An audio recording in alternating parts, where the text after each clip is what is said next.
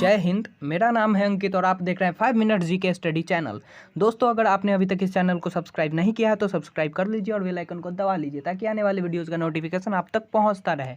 दोस्तों, आज हम लोग एक पॉलिटी के काफ़ी महत्वपूर्ण सेक्शन पे बात करने जा रहे हैं, आर्टिकल 32।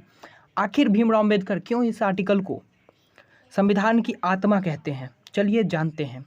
तो शुरू करते हैं। अनुच्छेद 32 संविधान की मूल संरचना से संबंध रखता है, अतः इसमें संविधान संशोधन द्वारा बदलाव नहीं किया जा सकता है।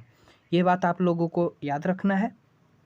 चलिए, अनुच्छेद 32 संवैधानिक उपचार का अधिकार प्रदान करता है। मूल अधिकारों के संरक्षण का अधिकार स्वयं में ही मूल अधिकार है।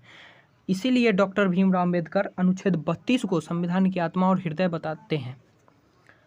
अनुच्छेद 32 में 4 प्रावधान हैं, आइए उनको देखते हैं। पहला, मूल अधिकारों को प्रवर्तित कराने के लिए समुचित कार्यवाहियों द्वारा उच्च न्यायालय में समावेदन का अधिकार प्रत्याभूत है। उच्चतम न्यायालय को किसी भी मूल अधिकार के संबंध में निर्देश जारी करने का अधिकार होगा। संसद को यह शक्ति प्राप्त है कि वह किसी अन्य न्यायालय को सभी प्रकार के निर्देश, आदेश और रीट जारी करने की शक्ति प्रदान करे। यहाँ अन्य न्यायालय में उच्चतम न्यायालय व उच्च न्यायालय शामिल नहीं है। राष्ट्रपति राष्ट्रीय आपातकाल अनुच्छेद 359 के तहत इन अधिकारों को स्थगित कर सकता है। उच्चतम न्यायालय नागरिकों के मूल अधिकारों का संरक्षक एवं गारंटी देने वाला है। संविधान द्वारा अनुच्छेद 32 के अंतर्गत केवल मूल अधिकारों की ही गारंटी दी गई है, अन्य अधिकारों की नहीं, जैसे लौकिक अधिकार, गैर मूल संवैधानिक अधिकार एवं अन्य असंवैधानिक अधिकार।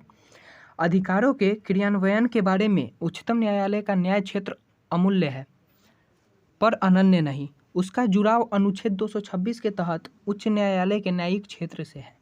जब किसी व्यक्ति के मूल अधिकारों का हनन होता है तो संबंधित पक्ष के पास या तो उच्च न्यायालय या उच्चतम न्यायालय में सीधा जाने का विकल्प होता है। और शायद इसीलिए डॉक्टर भीमराव अम्बेडकर अनुच्छेद 32 को संविधान की आत्मा और हृदय कहते हैं। दोस्तों, आप लोग याद रखेंगे, अनुच्छेद 32 ही इंसान को अपने मूल अधिकार में कटौती होने पे ये अधिकार देता है कि आप सीधा उच्चतम न्यायालय में अपील कर सकते हैं। तो आज के वीडियो में हम लोगों ने अनुच्छेद 32 को क्लियर किया है। आशा है कि आपको समझ आया होगा। जय हिंद।